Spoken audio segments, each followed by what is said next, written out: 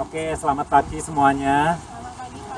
Bukannya nggak bisa lebih keras, tapi nanti polisi datang. So welcome. Apa namanya? Minggu lalu saya melayani di Vancouver. Saya bilang begini ke jemaatnya, saya bilang begini. Tapi this is true, my testimony. Waktu pandemi mulai, kalau masih ingat, kita Sunday service via Facebook. Saya bilang dalam hati, mungkin kita semua setuju, Facebook itu is a miracle. Saya nggak pernah tahu tahun 2006 pertama kali sign up for Facebook. Nggak pernah tahu bahwa setelah itu 14 tahun kemudian ternyata Facebook critical untuk gereja kita dalam ibadah. We never know. Selain Facebook, kita mengenal vocabulary baru. Zoom. Siapa yang pernah tahu Zoom sebelum tahun 2020? Mungkin cuma Raymond kali. No? Saya tidak tahu apa-apa tentang Zoom. Kemudian ada vocabulary baru Zoom, dan barangkali hampir semua gereja take benefit from Zoom. So dalam hati saya bilang Zoom is a miracle. Ya, tadinya Facebook is a miracle, Instagram is a miracle, Zoom is a miracle. Karena Tuhan bisa pakai semua media itu untuk kita menikmati ibadah, berinteraksi dengan Tuhan. Tapi minggu yang lalu saya bilang, dan hari ini saya mau ulangi.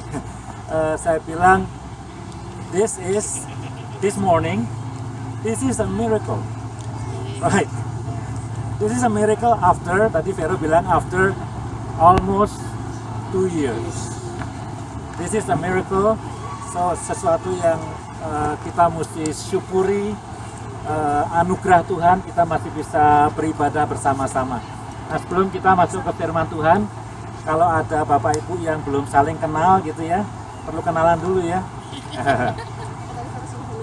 Kita kenal sama Arin belum? Nah, ya. The youngest members, I mean the newest members. Ya. Nanti boleh say hi sama Arin. Siapa lagi? Pak Bill sama Ibu Janice. You guys know ya. Who else? Luke and Liana. Ya, say hi. Avandi sama Cien.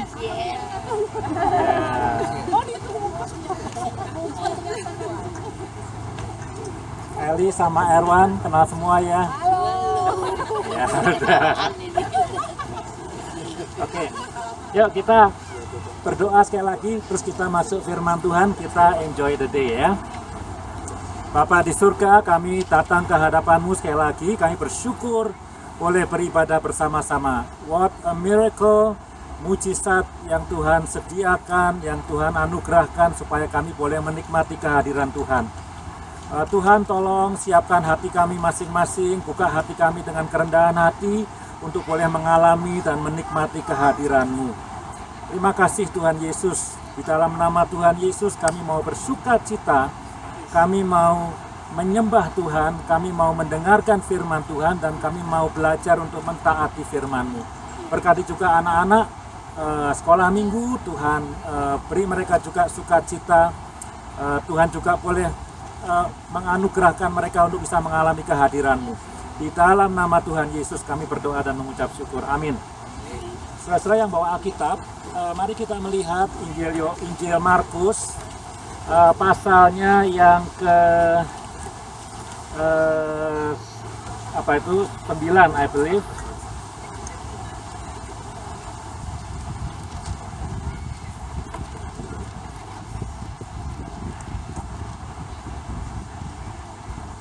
Ke-8.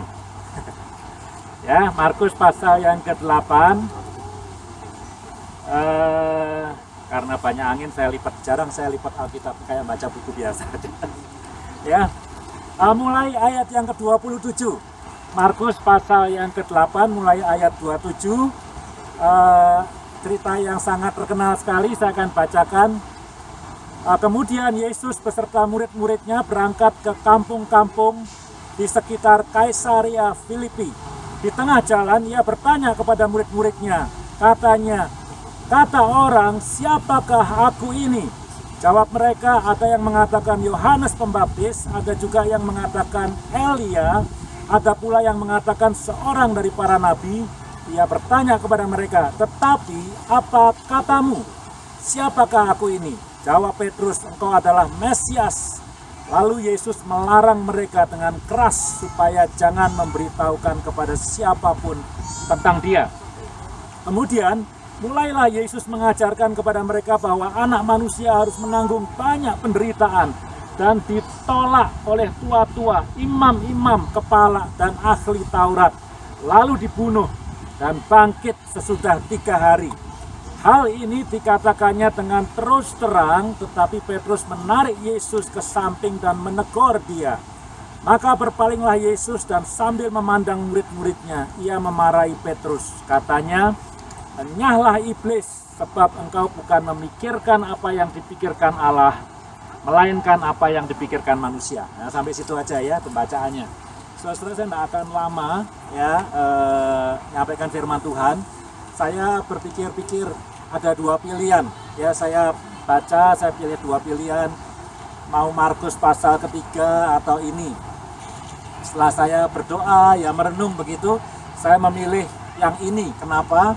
Karena boleh dibilang ini adalah the new beginning. Ya, new beginning ini. Saya boleh bilang new beginning.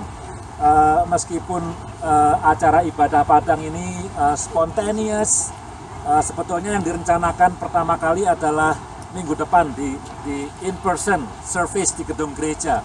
Tapi kemudian cepat sekali Vero, Ali, initiate ibadah Padang. So, hari ini, jadi saya bilang this is the new beginning.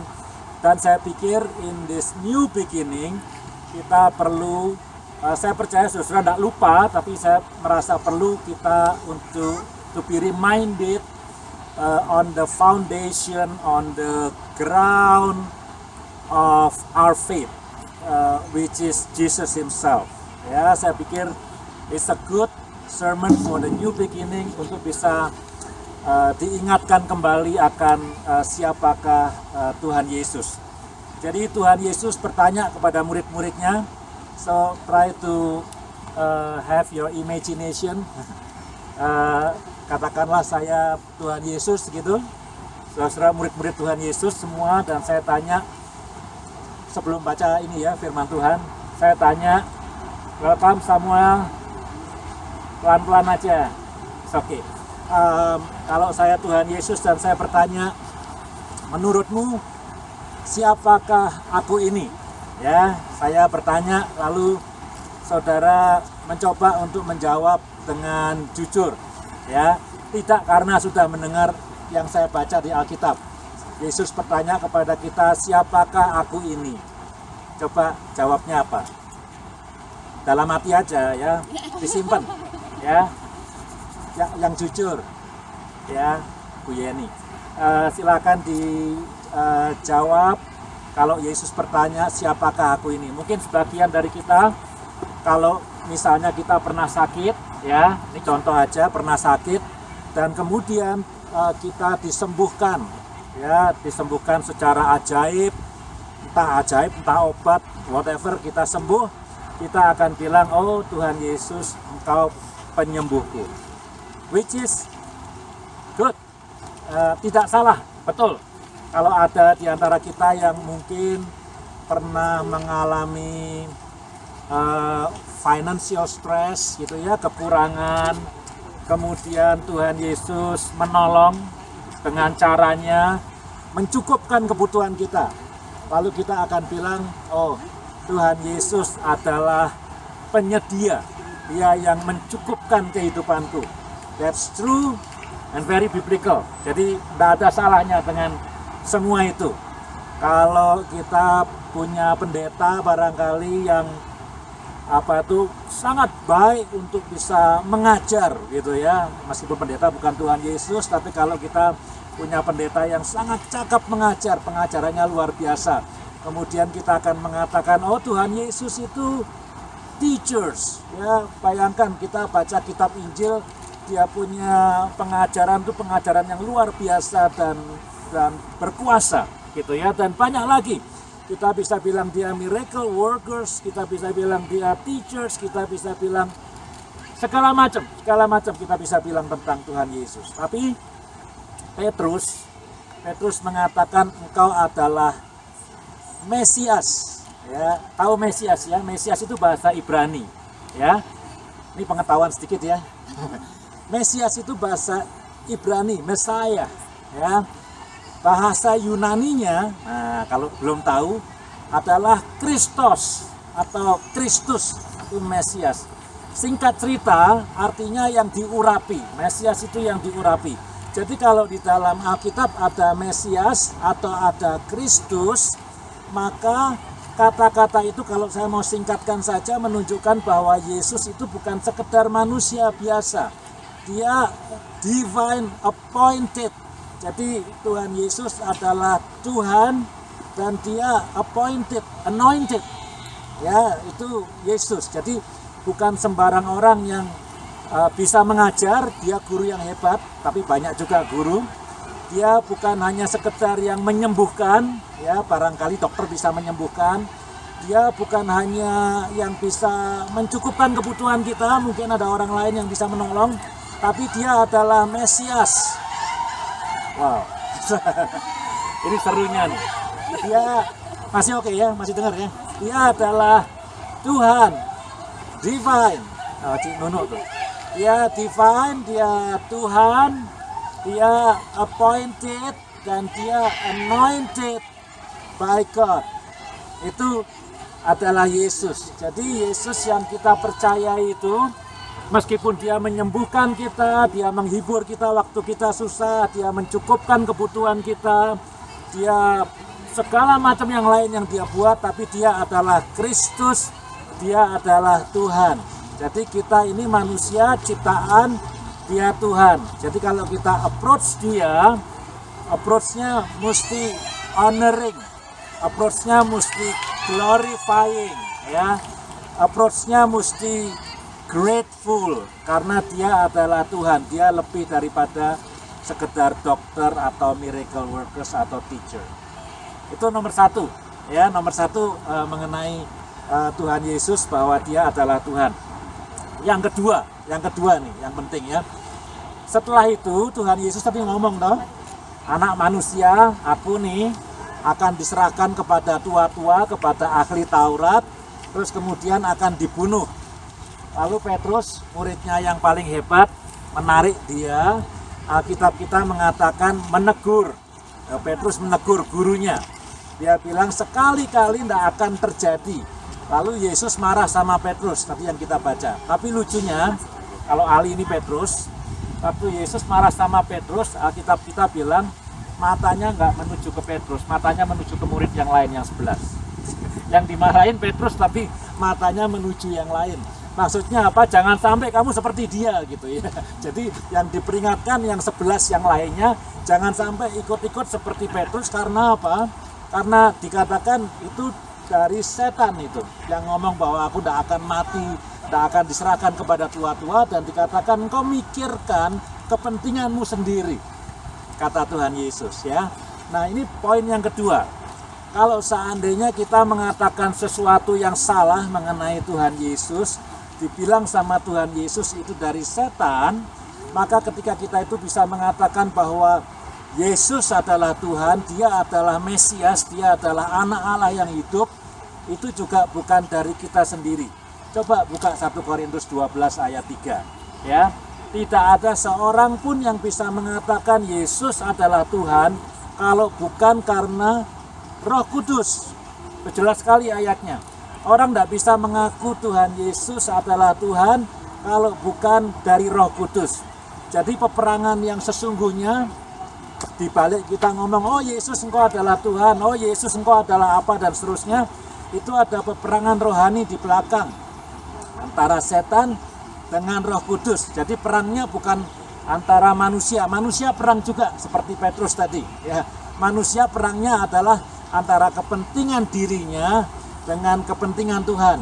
Tapi di balik yang kita tidak lihat ini ada peperangan antara Roh Kudus dan roh setan. Ya, Roh Kudus ingin meyakinkan kita, Roh Kudus menolong kita, memberitahu kita bahwa Yesus adalah Tuhan.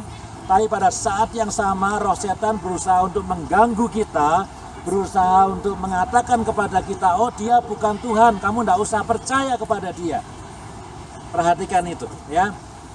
Kita bisa percaya kepada Tuhan Yesus bukan karena kita hebat, kita bisa percaya kepada Tuhan Yesus bukan karena kita baik. Kalau masih ingat khotbah yang minggu lalu, perjanjian yang lama manusia mencari Tuhan, perjanjian yang baru Tuhan mencari manusia. Perjanjian yang lama kita diperhitungkan karena perbuatan baik kita, perjanjian yang baru kita diperhitungkan karena anugerah Tuhan. Kalau masih ingat semua itu, kalau kita bisa percaya kepada Tuhan Yesus, yes, we make a decision. Tapi itu karena ada Roh Kudus yang memperkenalkan kita kepada Tuhan Yesus. Ada Roh Kudus yang mendorong kita untuk bertobat dan percaya kepada Tuhan Yesus. Jadi hari ini saudara ya, di antara kita saya percaya semua percaya pada Yesus ya. Percayanya apa? Tadi pertanyaan saya yang pertama, siapakah aku ini? Tapi kalau ada yang belum betul-betul yakin bahwa Yesus adalah Tuhan dan Juru Selamat, ini waktunya. Saya bukan Roh Kudus, saya Eri. Tapi kiranya ketika firman ini diberitakan, Roh Kudus juga bekerja dalam hati kita, memberitahu kita bahwa Yesus itu adalah Tuhan dan Juru Selamat satu-satunya. Kita cuma bisa mengucap syukur kalau kita itu percaya kepada Yesus. Ya, saya tidak tahu, saya tidak lebih baik dari orang lain, tapi kenapa saya bisa percaya pada Tuhan Yesus? It's the Holy Spirit, Roh Kudus yang bekerja, kata firman Tuhan. Yang ketiga, tadi pertama udah tahu Yesusnya Tuhan. Yang kedua, kita bisa percaya karena Roh Kudus. Ini yang terakhir, yang ketiga. Ya, cepet aja. Yang ketiga, kalau kita percaya kepada Tuhan Yesus dan mengikut Tuhan Yesus, ya, Yesus kan berbuat macam-macam ya, menyembuhkan orang, buka mata buta, buka telinga yang tuli, membuka ikatan lidah yang bisu gitu ya, menyembuhkan mertua Petrus, semua dia perbuat. Tapi kalau mau di squeeze ya, diperes gitu, Tuhan Yesus diperes sampai habis, yang esensial itu adalah dia mati buat kita. Ya, kita mau sembuh 1000 kali, sakit 1000 kali, sembuh terus gitu ya. Tapi kalau tanpa kematian Tuhan Yesus, kita tidak ada value-nya, tidak ada nilainya kita. Kita bisa bangkrut ratusan kali dan dipulihkan oleh Tuhan Yesus. Tapi kalau tidak ada darah dan tubuh Yesus yang dikorbankan, nol besar. Hidup kita tidak bernilai. Kalau ini ada sejarah begitu ya, ini sejarah dunia. Sejarah dunia pernah diganggu 2 kali, diganggu itu tidak selalu jelek, tapi jadi kayak ada mobil jalan gitu, terus mobilnya lagi jalan, kalau mobil itu sejarah gitu ya, terus ditabrak gitu ya. Tabrakan pertama dosa, nah, dosa masuk, ditabrak gitu ya. Karena ditabrak sama dosa, mobilnya tadinya ke sini nyimpang ke sana. Jadi tidak kepada tujuan semula yang direncanakan oleh Tuhan, karena ditabrak sama dosa itu di dalam Kejadian pasal 3. Tabrakan yang kedua, Yesus nabrak, nah ketika Tuhan Yesus nabrak history yang tadi ngawur tadi, jalannya melenceng tadi, sekarang ada kemungkinan, ada pilihan. Setelah ditabrak sama Tuhan Yesus, ada pilihan kita kembali kepada desain dan rencana Tuhan. Tapi kalau kita tidak mau, ya kita terus tanpa harapan. Endingnya kebinasaan. Jadi tabrakan yang diakibatkan oleh Tuhan Yesus itu memberikan dunia harapan, memberikan dunia pilihan supaya kita bisa diselamatkan. Jadi kalau di squeeze, yang di squeeze itu adalah ada harapan yang baru. Dan harapan yang baru itu kita sebut keselamatan. Dan harapan yang baru itu ada karena salib Kristus, karena dia mati ya. Jadi saudara-saudara, ketika Petrus mengatakan, Tuhan Yesus, kamu tidak akan mati, kamu tidak akan diserahkan kepada tua-tua, kamu tidak akan diserahkan kepada ahli Farisi, Yesus bilang, kamu ini sesat, ini pasti dari setan, bukan dari Roh Kudus. Karena aku datang untuk disalibkan, menderita, menebus, menyelamatkan umat manusia. Kira-kira gitu. Nah, pesannya apa yang ketiga ini? Pesannya gini, kalau kita percaya kepada Tuhan Yesus dan kita ikut Dia, ya, nggak nakut-nakutin loh ya. Iya. Tapi sebetulnya Christian morality, ya, atau Christian ethics nih, kita punya etika kan ya, dalam hidup ini punya etika. Suami sama istri, ya, istri sama suami, orang tua sama anak, ya. Halo Elliot and Kiefer, I hope you understand.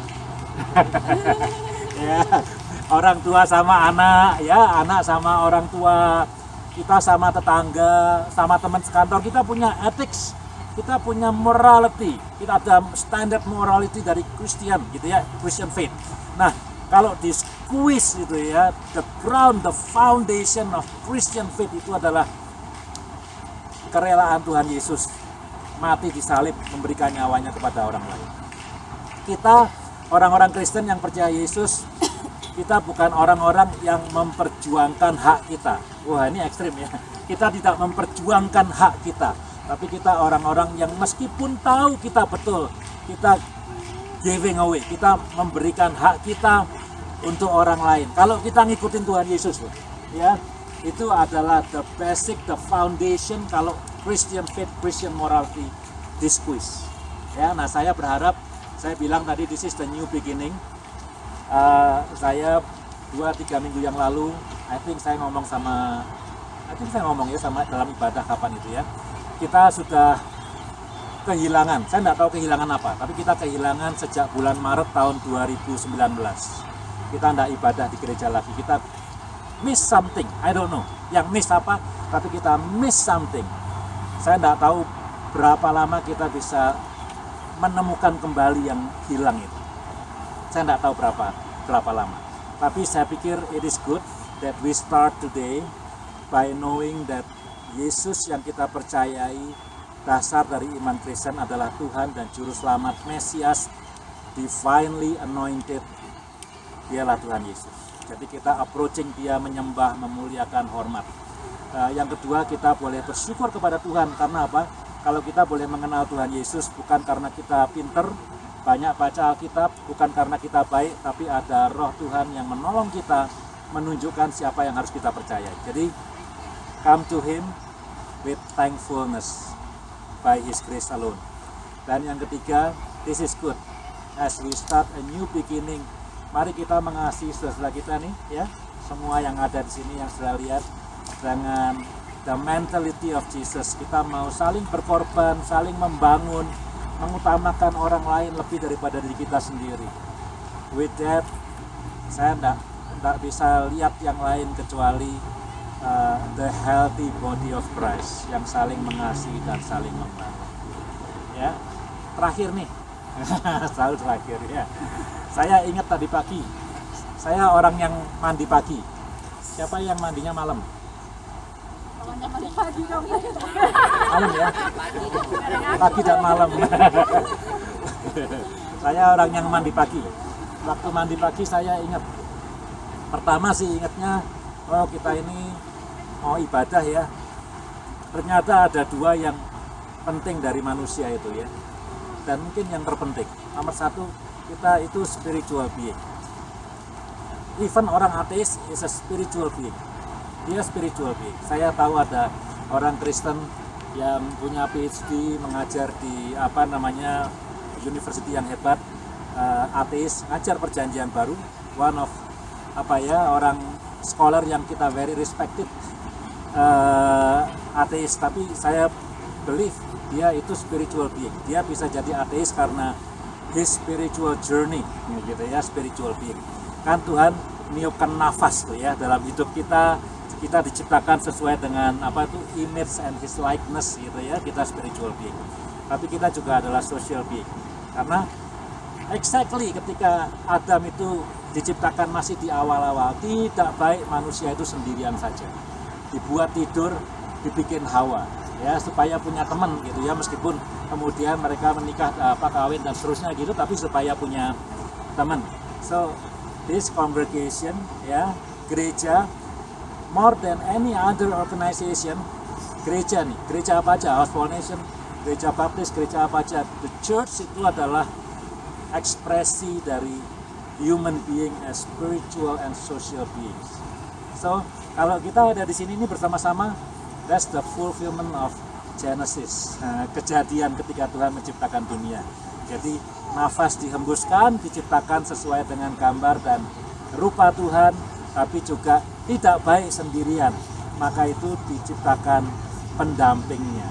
Kita tidak bisa growing alone, kita tidak bisa menjadi kuat alone, kita tidak bisa menjadi apalagi sehat alone. Kita perlu satu dengan yang lainnya. With that, saya ingin mengatakan, come next week, bukan ke sini ya, gedung gereja ya, Shepherd King Lutheran Church, 3 p.m. in the afternoon. Let us pray together. Tuhan Yesus, terima kasih untuk firman pada hari ini Tuhan. Terima kasih untuk Engkau Tuhan Yesus, Juru Selamat dan Tuhan kami. Terima kasih untuk Roh Kudus yang membimbing kami, membawa kami untuk bisa percaya kepada Tuhan Yesus. Dan tolong kami semua sebagai jemaat-Mu Tuhan, untuk mau meneladani Engkau, yang siap sedia berkorban untuk kepentingan orang lain. Berkati jemaat-Mu di tempat ini Tuhan, berkati jemaat-Mu di tempat ini, semua yang hadir di sini atau yang dalam liburan di perjalanan, tapi khususnya yang ada di tempat ini Tuhan. Berkat Tuhan turun atas kami Tuhan. Damai sejahtera Tuhan turun atas kami. Sukacita kehadiran Tuhan penuh dalam hidup kami, dalam hidup keluarga kami, dalam hidup anak-anak yang ada di tempat ini Tuhan. Oh Tuhan Yesus, kami butuh Engkau, kami ingin bergantung kepada Tuhan. Kami tidak mau menjadi anak-anak-Mu yang sombong, yang independence. Kami mau menjadi dependence kepada Engkau.